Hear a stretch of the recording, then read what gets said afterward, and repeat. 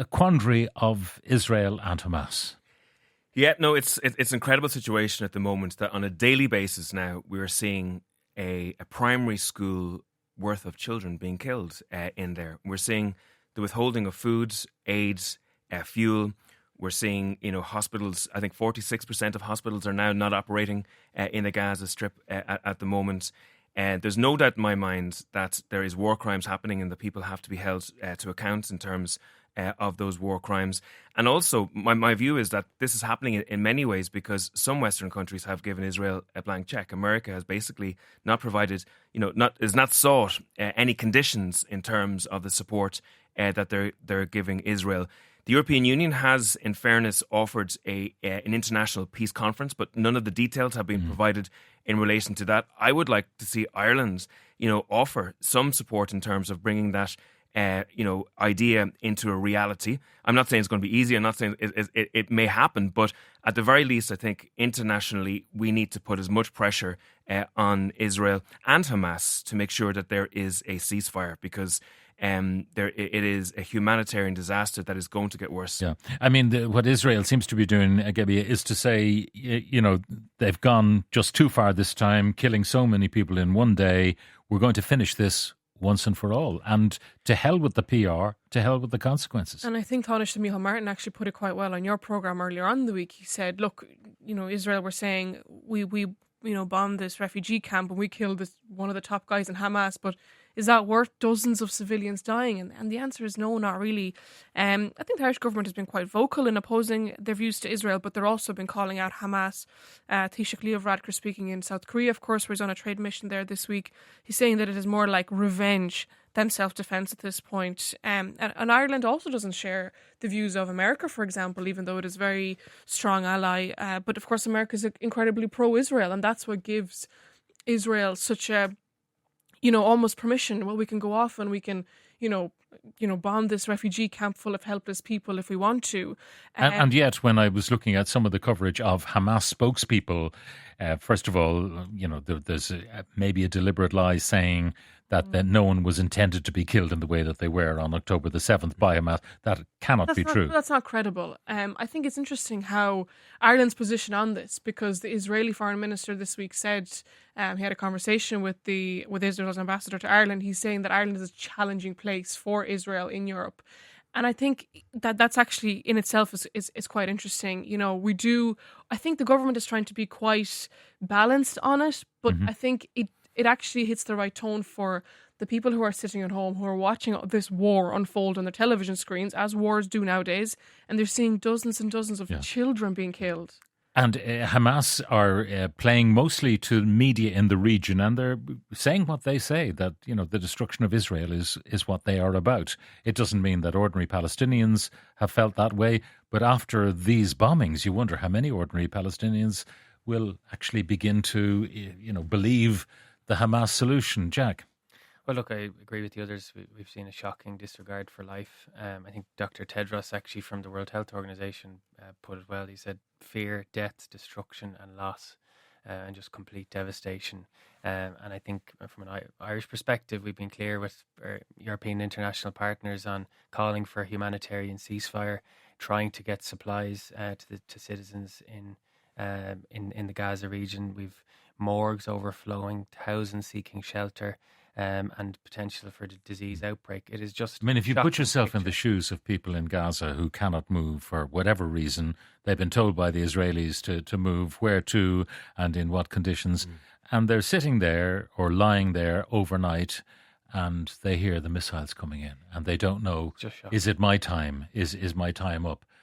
Nowhere to go, undernourished, maybe no water, no electricity, and they hear this ordnance coming in. I mean, it must be absolutely terrifying, even for those who are not. Seeing the pictures, just the trauma and the absolute devastation, seeing mothers and fathers picking up their dead children and after being hit by a bomb, it is just shocking. And international humanitarian law is not an option; it's obligatory, and that's why there needs to be a humanitarian ceasefire and supplies to protect and save lives. It is just beyond shocking. There is that whole dilemma about what Israel is doing as a state, Gabbia, versus what Hamas are doing.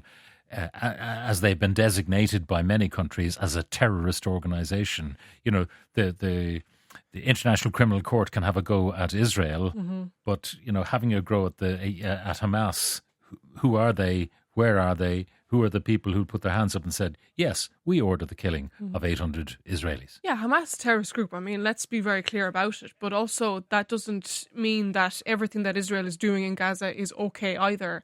And actually, like, this conflict is really, really quite complex. I've been sitting at home more or less every night, watching videos online, reading articles, trying to understand.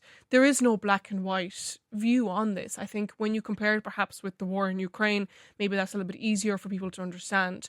But when you see the atrocities that are going on, I mean, people were in a festival enjoying their weekend, and then suddenly they were swept in, kidnapped, and one of those, as we learned this week, was shot in the head and beheaded. I mean, that is just completely unacceptable. But also the things that are happening in Gaza now, inflicted by Israel, are also unacceptable. See, like, I often think of the Padraig Pearse quote, the fools, they give us our Fenian dead. Okay, so if even Israel were to wipe out Hamas, the level of injustice that's happening at the moment will create a new generation of people who will take up arms against the Israeli state. There's no doubt that every time a bomb drops on a school or a hospital, the anger and hatred and bitterness that creates is going to be fertile ground for more people to take up arms. So there has to be a political solution to this. Yeah. And I know that political solution might seem miles away at this stage, but the only way that political solution can be brought anyway closer is for the international community to really step up pressure in terms. I mean, we see in Northern Ireland with the peace process, since the Good Friday Agreement 25 years ago,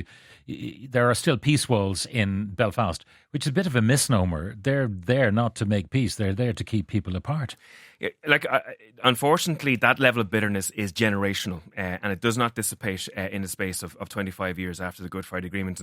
And you know, people often think that it should, but you know, even the bitterness in the Civil War took nearly 2 generations this side of the border to dissipate.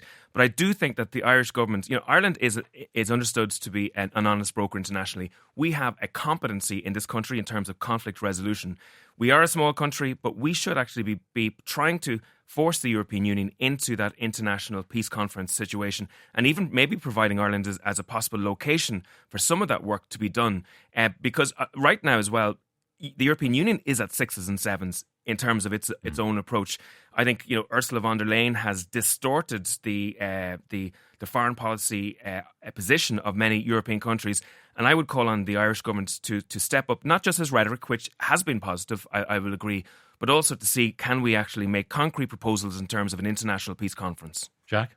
Well, we're doing a lot more than rhetoric, and the Taoiseach is working with Joseph Borrell and EU partners, and also within the UN structure, to advocate for peace, to promote a humanitarian. Didn't the Taoiseach say that we make our position known, but we're not sure anybody's listening? But what are the chances of actually holding a conference in Ireland when the EU can't even make up its mind about a simple statement to put out about the conflict? I mean, it's been days arguing over, should we use the word pause or pauses, and will we call for a ceasefire or not? I mean, you know, like, the EU has been quite slow on this, and people in Israel are thinking, well, people in Israel and Palestine are thinking, well, or should I say the Gaza, people are thinking, well, you know, we're crying out here for help.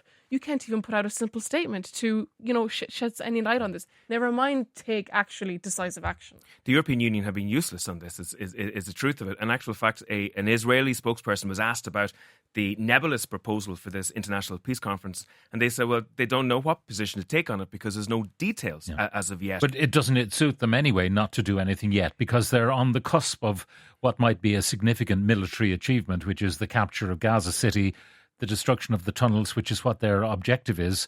So I would see them prevaricating for a while until they've achieved that military objective. I agree, they're playing for time in this, and it suits them that the international community is so confused in its response. And the immediate focus has to be to get aid to citizens in Gaza. It has to be to have a humanitarian ceasefire, and the focus then has to be on some way to develop a process on peace and reconciliation. The difficulty is when you look at the maps, though, the two-state solution is a very hard one to imagine, with two separate territories that are not linked. And it's totally unworkable, and that's what we've had for a couple of years, and clearly it is not working. I mean, if you look at the history, you've seen several uprisings, the Antifadas as they're called, and clearly a two-state solution does not work. So I think there is a role on on the international stage for EU perhaps to lead the charge on this, and join forces with the UN and say, okay, well, what actually can we do here to try and stop the bloodshed? Okay, even if Gaza is captured, at the cost of how many thousands of lives of innocent people who've done nothing wrong, who probably maybe aren't involved in the conflict, don't care either way, and they have nowhere to escape, as you're saying, Pat. You're being told, we're going to bomb this place, you should evacuate, but where are you supposed to go?